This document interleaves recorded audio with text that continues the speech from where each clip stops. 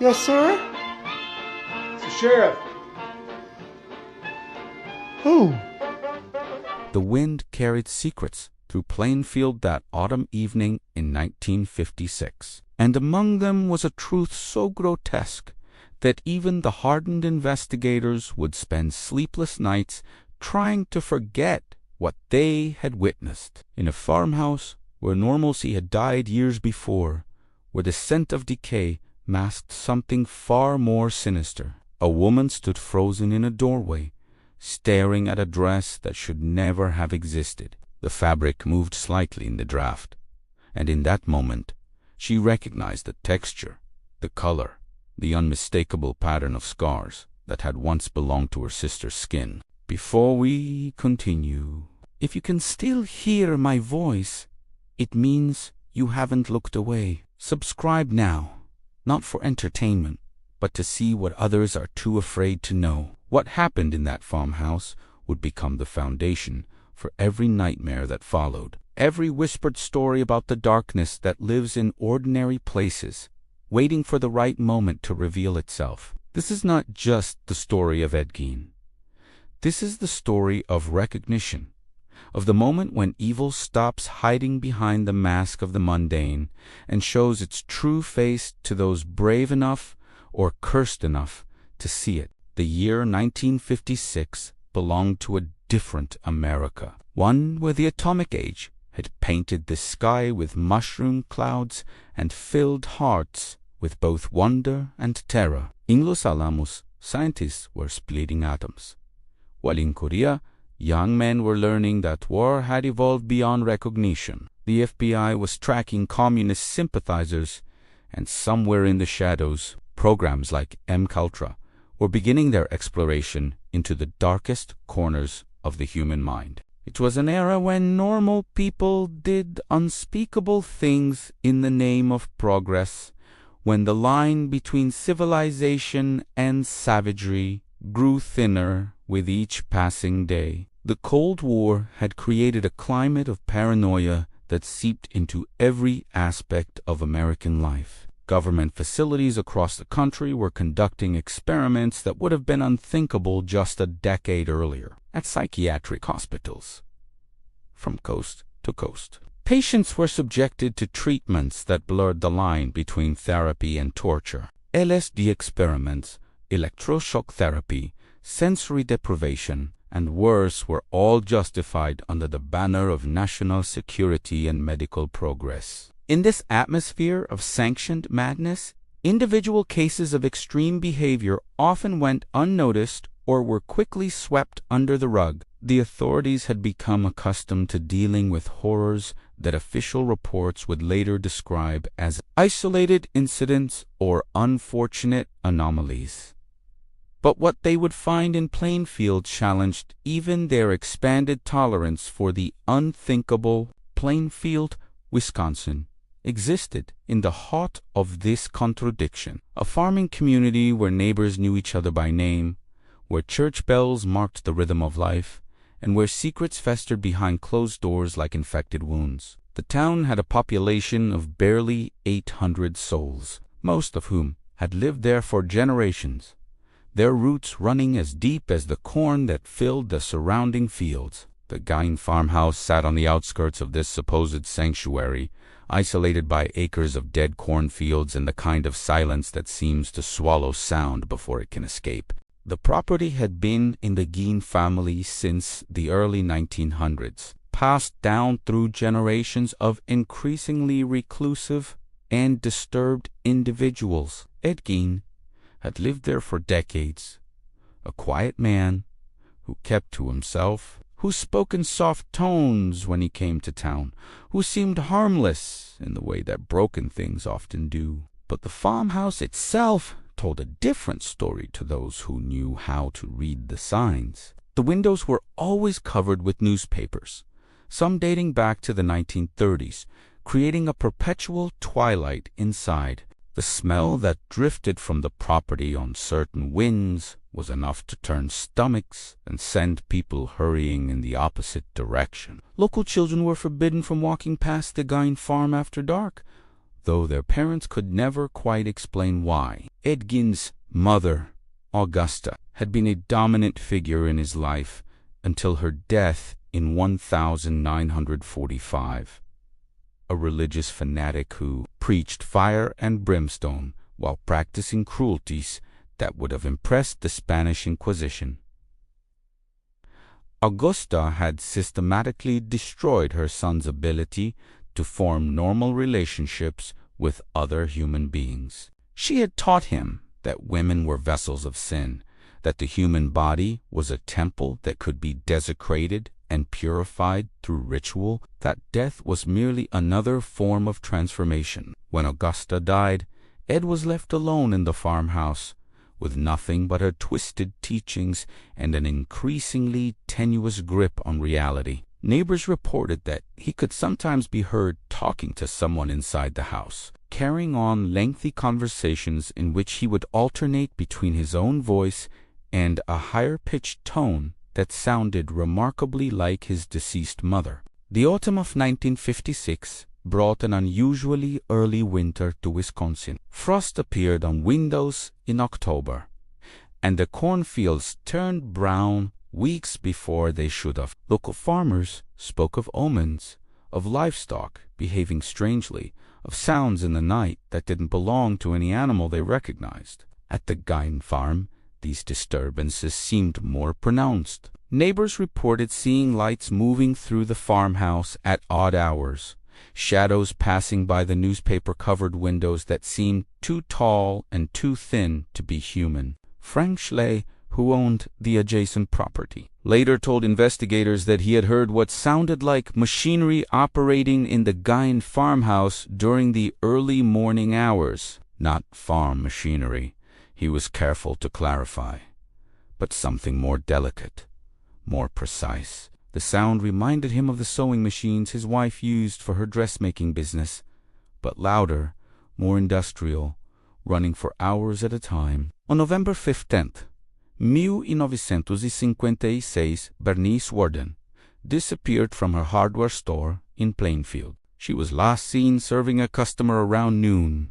a quiet man who had paid for antifreeze and left without saying much. Her son Frank had been out hunting and returned to find the store empty, the cash register missing, and traces of blood on the floor that seemed to tell a story no one wanted to read. The investigation began immediately, but in a town where everyone knew everyone, there were precious few places to hide a secret as large as murder. Sheriff Archie Schley, Frank's brother, took personal charge of the case. He had known Bernice for most of his life, had bought hardware from her store since he was a boy, and the thought of her coming to harm in his jurisdiction was more than professional concern. Ed Gein's name appeared on the list of people to question almost by accident. The receipt for the antifreeze purchase was still in Bernice's record book, and several witnesses confirmed that he had been in the store that day. His behavior had been unusual even by his own strange standards, lingering longer than necessary, asking questions about Bernice's family that seemed oddly personal. When investigators arrived at the farmhouse that evening, they expected to find a frightened man with answers. The property was shrouded in an early winter fog that seemed to cling to the buildings like a living thing. Deputy Sheriff Leon Murty later described the approach to the house as one of the most unsettling experiences of his career. The silence was absolute, broken only by the sound of their footsteps on the frozen ground and the occasional creak of the old farmhouse settling in the cold. What they found inside was a museum of human suffering, a gallery of horrors that would reshape everything they thought they knew about the capacity for evil. The first room they entered had once been a kitchen, but had been transformed into something that defied description. Human skulls had been converted into bowls, polished and arranged with the precision of a museum display. Lampshades made from human skin cast grotesque shadows on the walls when Deputy Murty's flashlight struck them. The smell was overwhelming, a mixture of death and chemicals that seemed to cling to clothing and skin long after exposure. But it was not just the smell that stopped the investigators in their tracks. It was the artistry. Everything had been arranged with care, with attention to detail that spoke of pride and craftsmanship. This was not the chaotic scene of a madman's rampage.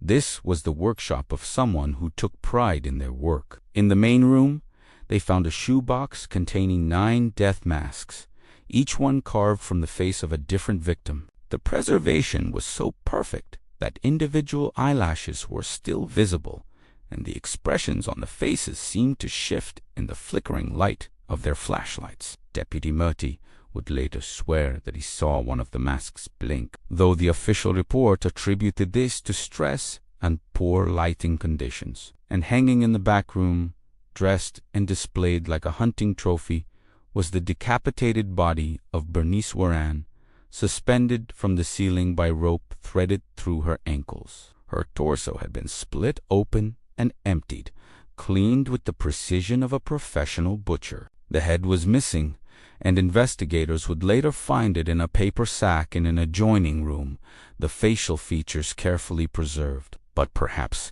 the most disturbing discovery was yet to come. In a closet that smelled of mothballs and decay, investigators found a collection of clothing that defied description: vests made from human torsos, complete with breast tissue carefully preserved, leggings crafted from leg skin, still bearing hair and distinctive markings, masks made from the faces of women, with the hair still attached, lipstick still visible on the lips. The construction of these garments was what truly horrified the investigators. They had not been hastily assembled or crudely sewn together. Each piece showed evidence of careful planning, precise measurements, professional-level tailoring. The stitching was neat, and even the seams carefully finished. Someone had taken the time to create patterns to fit the pieces together with the skill of a master craftsman. Among these grotesque garments was a dress that would become the center of the most haunting testimony of the entire investigation.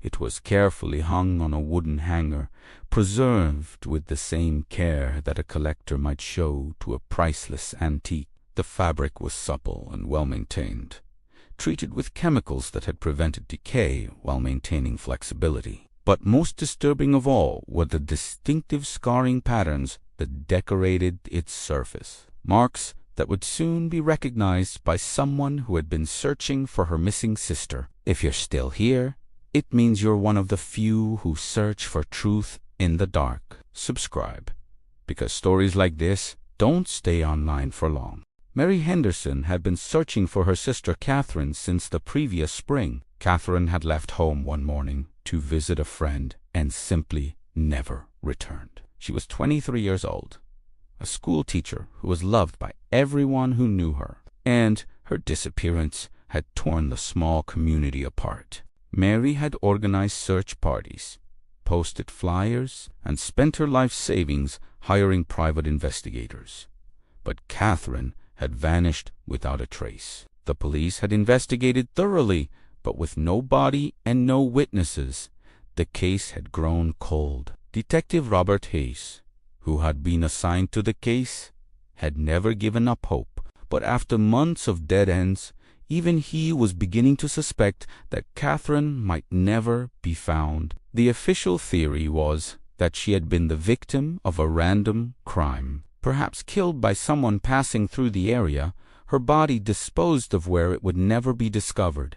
When the news of Ed Gein's arrest reached Mary, she felt a mixture of hope and dread that she would later describe as the most intense emotional experience of her life. Hope that she might finally learn what had happened to Catherine, and dread of what that knowledge might contain. Despite the protests of investigators, despite the warnings about what she might find, she demanded the right to identify anything that might belong to her sister. The authorities reluctantly agreed, understanding that families needed closure even when that closure came wrapped in nightmare. The identification session was scheduled for 3 days after the initial discovery, giving investigators time to catalog the evidence and prepare Mary for what she was about to see. Dr. Harold Steinberg, a psychiatrist from Madison, was brought in to provide psychological support during the identification process.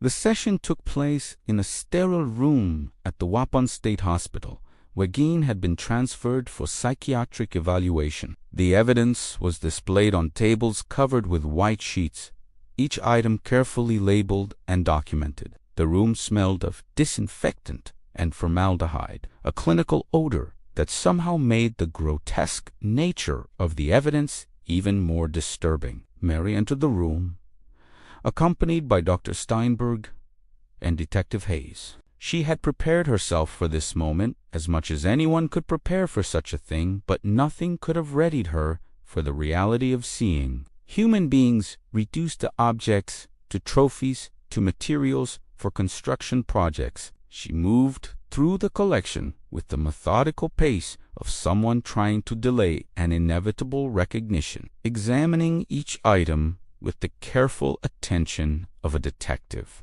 The skulls were examined first. Mary looked at each one carefully, comparing facial structures to her memories of Catherine, but found no match. The lampshades were more difficult to assess, the skin having been stretched and treated until it was nearly unrecognizable as having once been human. The masks were perhaps the most disturbing, faces frozen in expressions that seemed to shift between peace and terror, depending on the angle of observation. Then she saw the dress. It hung apart from the other garments, as if even Ed Gein had recognized it as something special. The fabric was a pale color that might once have been pink or beige, but had faded to something between the two. The cut was simple, almost modest, the kind of dress that a school teacher might wear to church on Sunday. But it was not the style that caught Mary's attention. It was the pattern of scars that decorated its surface. The recognition hit her like a physical blow, but she did not cry out. Instead, she approached the dress with trembling steps, her eyes fixed on markings that she knew as well as her own reflection. Catherine had been burned in a house fire when she was 12 years old, leaving distinctive marks on her back and shoulders. The scars had faded over the years, becoming part of Catherine's story, part of her identity, part of the sister that Mary had loved unconditionally. The fire had happened during a family camping trip in northern Wisconsin. Catherine had been trying to start a fire in the cabin's fireplace when her nightgown caught flame. Mary had been the one to put out the fire, beating at the flames with her bare hands until help arrived. The burns had been severe, requiring months of treatment and leaving permanent reminders of that terrifying night. Now those same scars were displayed in a dress that had been crafted with meticulous care, every stitch precise, every seam carefully finished. The preservation was so perfect that Mary could see individual pores in the skin, could trace the exact pattern of the scarring with her finger. The recognition was absolute and undeniable. "That's Catherine," she whispered. And in those two words was contained the entire horror of what Ed Gein had become. Dr. Steinberg later wrote that Mary's reaction was unlike anything he had seen in 20 years of psychiatric practice. She did not collapse or scream or show any of the dramatic responses that might be expected. Instead, she reached forward with trembling fingers and touched the fabric that had once been her sister's skin. And in that touch was a tenderness that was heartbreaking in its gentleness. "She's still beautiful," Mary said, tears finally beginning to flow. "Even now, she's still beautiful." The identification was officially confirmed through dental records that were found among Gein's other trophies, but for Mary, the dress was proof enough. She had found her sister at last, but in a form that challenged every assumption about death, about memory, about the persistence of identity after the body has been transformed into something unrecognizable. Transcript. Recovered FBI interview. November 22, 1956. Agent Morrison Mises. "Henderson, can you describe what you felt when you recognized the ... garment?" Mary Henderson. "It was like seeing her again. but wrong. Everything was wrong. The way he had ... preserved her like she was something to be worn. But at the same time, it was still Catherine, still my sister. The scars were exactly the same. The way the skin felt, it was still her. Agent Morrison, did you notice anything else about the construction? Mary Henderson. Long pause. He had been careful. So careful. Like it mattered to him that it was perfect. Like he was trying to honor her somehow, even while he was destroying her. Does that make sense? Agent Morrison. Mrs. Henderson, I need to ask about your sister's disappearance. Had she mentioned anyone following her? Anyone who made her uncomfortable? Mary Henderson. She never said anything. But now I remember, she had been having dreams. Dreams about being watched. She said someone was always just at the edge of her vision. But when she turned to look, no one was there. The interview with Mary Henderson would become one of the most disturbing documents in the FBI's files on Ed Gein, not because of what it revealed about his methods, but because of what it suggested about his psychology. The dress had not been crafted hastily or carelessly. It had been made with the attention to detail of a professional tailor, with tiny stitches and careful construction that spoke of hours of meticulous work. Dr. Dwarji, the psychiatrist assigned to evaluate Gein, would later write in his classified report that the dress represented something beyond mere trophy. In his analysis, the careful construction suggested that Gein was not simply collecting souvenirs of his victims, but was engaged in a form of transformation ritual, an attempt to literally wear the identity of others. The psychological implications were staggering and would influence criminal psychology for decades to come. But there were other implications that the official investigation chose not to explore. The level of skill required to create garments from human skin was far beyond what an isolated farmer should have possessed. The preservation techniques, the knowledge of anatomy, the tailoring abilities all suggested training from sources that were never identified during the official investigation. In the aftermath of Gein's arrest, federal agents began investigating possible connections to other unsolved cases across the Midwest. The precision of his methods, the ritualistic nature of his crimes, and the careful preservation of evidence suggested a level of sophistication that might indicate instruction or collaboration. Files were cross-referenced with known associates of Operation Paperclip, the program that had brought Nazi scientists to America after the war. The investigation revealed disturbing parallels between Gein's preservation techniques and methods that had been developed in concentration camps during World War II. Dr. Joseph Mengele and his associates had conducted extensive experiments in human anatomy, developing preservation and modification techniques that were far in advance of conventional medical knowledge. Many of these researchers had disappeared at the end of the war, their whereabouts unknown. Questions were raised about possible connections to psychiatric experiments being conducted at state hospitals across the Midwest. The Mendota Mental Health Institute, where Gein would eventually be confined, had been the site of classified research programs involving behavioral modification and psychological manipulation. Several staff members had connections to military intelligence programs, and patient records from the 1950s showed gaps and inconsistencies that suggested unauthorized research.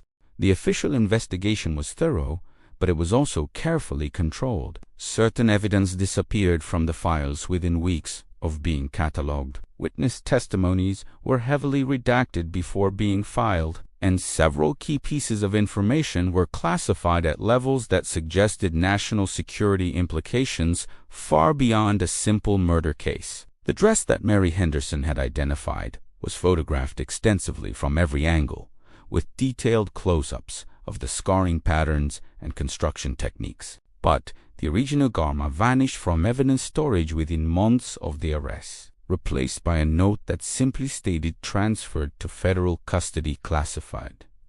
No explanation was provided, and requests for information were denied at the highest levels. Mary Henderson was never told about the disappearance of her sister's remains. She continued to visit the evidence room for months after her initial identification, believing that she was somehow helping Catherine by maintaining contact with what remained of her physical presence. Each visit was carefully documented, and the reports describe a woman who seemed to be searching for something beyond simple closure. She would spend hours in the evidence room, not just looking at the dress, but examining every item that had been found in the Gein farmhouse. She asked detailed questions about the construction of other garments, about the techniques used in preservation, about the tools that had been found. Her interest seemed to go beyond grief into something approaching scholarly fascination. "She wants to understand how he did it," Agent Morrison wrote in one report. "Not why, but how," as if understanding the process might somehow bring Catherine back, or as if she's planning something herself. The psychological impact on the families of Gein's victims was severe and long, but Mary Henderson's case was unique in its intensity and duration. She began experiencing what she described as visitations from Catherine, dreams in which her sister appeared wearing the dress that had been made from her skin. These dreams were so vivid that Mary would wake believing that Catherine was in the room with her, that she could smell her perfume and hear her voice. Dr. Harold Steinberg, the psychiatrist who treated Mary during this period, documented these experiences in detail. His notes, recently declassified under the Freedom of Information Act, reveal a woman caught between grief and something approaching obsession. Mary spoke of feeling Catherine's presence whenever she touched fabric, of seeing her sister's face in reflections, of hearing whispered instructions that seemed to come from beyond the grave. "She tells me things," Mary confided during one session, "about what it was like, about what he did to her. She says it didn't hurt as much as you might think. She says that after a while, you stop feeling like yourself and become something else. Something that can't be hurt anymore."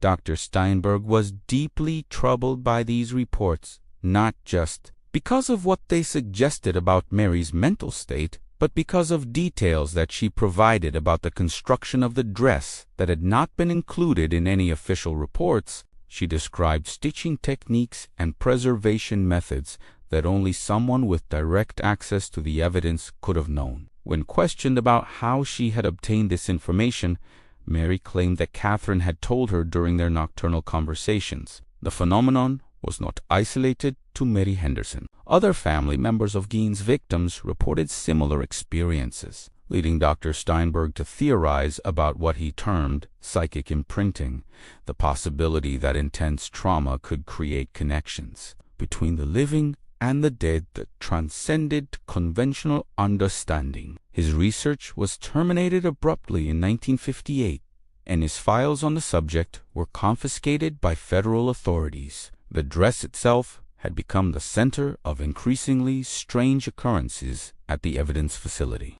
Guards reported cold spots in the storage room where it was kept, temperature drops of as much as 20 degrees that occurred without any mechanical explanation. Objects in the room would move during the night, always in patterns that seemed to point toward the location where the dress was stored. Security cameras installed to monitor the evidence room captured images that defied explanation. Shadows that moved independently of any light source, shapes that appeared to be human figures walking through the room, and on several occasions what appeared to be a woman in a dress made of skin standing directly in front of the camera, her face clearly visible but somehow impossible to focus on. These incidents were documented in security reports that were classified immediately upon filing. The decision was made to relocate the dress to a more secure facility, but during the transfer, The vehicle carrying the evidence was involved in an accident that killed the driver and destroyed most of the other evidence being transported. The dress, however, was recovered completely undamaged. Agent Thomas Wilson, the driver of the transport vehicle, survived long enough to give a statement that was immediately classified. According to witnesses, his final words were, "She was in the road. The woman in the skin dress, she was calling my name. She wanted me to stop. She wanted me to let her in." Share this before it disappears, and subscribe not to follow, but to remember, because some truths only survive when someone keeps them alive. The dress was eventually transferred to a classified storage facility in Nevada, where it remains to this day. The facility, known only by its designation, Site 7, houses materials that are considered too dangerous for standard storage protocols. Access is restricted to personnel with the highest security clearances, and even then, interaction with stored materials requires extensive psychological screening and medical monitoring. According to leaked documents that surfaced briefly in the 1970s before being suppressed, the dress continues to exhibit anomalous properties decades after its initial discovery. Temperature fluctuations, electromagnetic disturbances, and what observers describe as autonomous movement have all been documented. Personnel assigned to Site 7 report dreams involving a woman in a skin dress who walks the corridors at night, searching for something or someone that can never be found. Mary Henderson never learned about the classified storage of her sister's remains. She died in 1963, officially of natural causes, though the medical examiner noted several unusual circumstances surrounding her death. She was found in her bedroom, apparently having died peacefully in her sleep, but she was discovered wearing a dress that no one could identify. The garment appeared to be made from some kind of leather-like material that felt uncomfortably warm to the touch. It bore scarring patterns that matched those documented in the Gein evidence files, but how Mary had obtained such a garment was never explained. The dress disappeared from the coroner's office the same night her body was discovered, leaving behind only photographs and the testimony of deeply shaken medical personnel.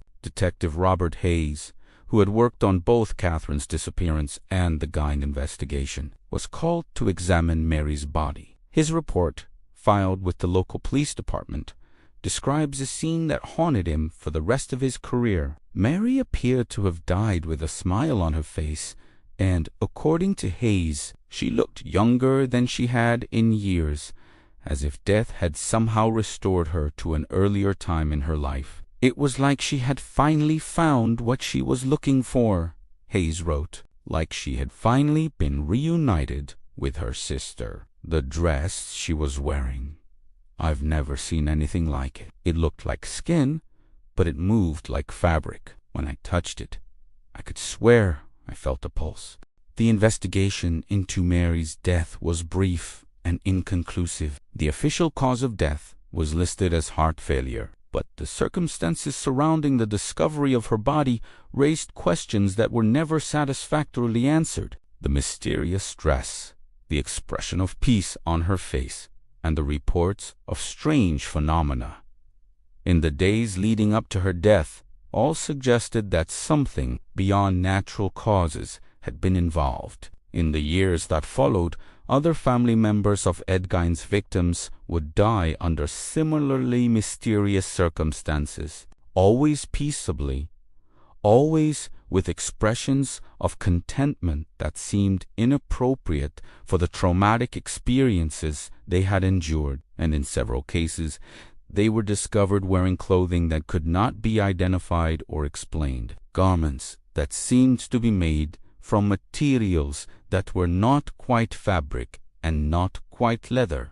The pattern was noted by federal investigators, but no official investigation was ever launched. The cases were classified as coincidental, and the families were advised not to discuss the circumstances of their loved ones' death. Those who persisted in asking questions found themselves subject to various forms of harassment and intimidation, until they eventually abandoned their inquiries. Gein himself died in 1984 at the Mendota Mental Health Institute, taking his secrets with him to the grave. But according to personnel at Site 7, his influence continues to this day. The dress still moves in its containment unit, still exhibits the temperature fluctuations and electromagnetic disturbances that have baffled researchers for decades. And sometimes Lache Hachi Night facility personnel report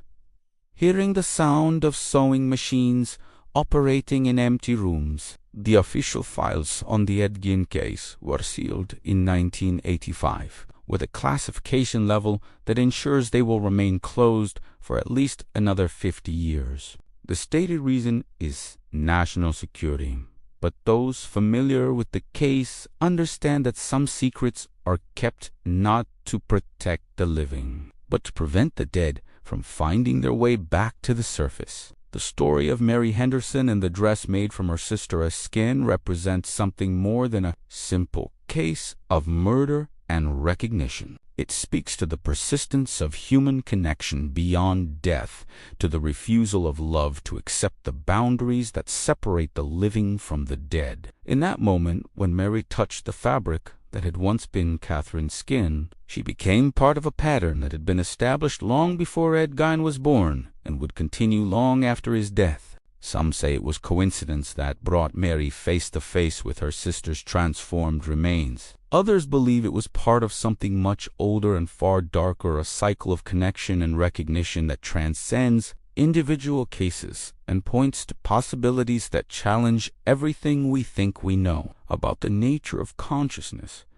identity, and death itself. The evidence suggests that what happened in Plainfield was not an isolated incident, but part of a larger phenomenon that authorities are still struggling to understand. The careful preservation techniques, the ritualistic nature of the crimes, the strange phenomena that followed in their wake, all point to possibilities that extend far beyond the actions of a single disturbed individual. In the end, Mary Henderson's recognition of her sister in that terrible dress was more than identification. It was a moment of connection that transcended the boundaries between life and death, between what is and what should never be. In that instant of recognition, she became part of the story that Gein had been writing with needle and thread, part of the pattern that connects all of us to the darkness that waits just beneath the surface of normal life. The dress still exists, somewhere in the Nevada desert, in a facility that doesn't appear on any map.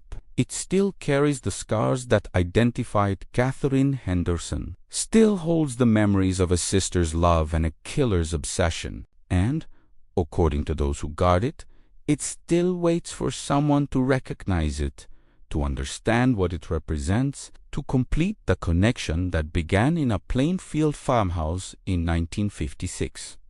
Some stories were never meant to be told, but now that you've heard it, there's no way to unhear it.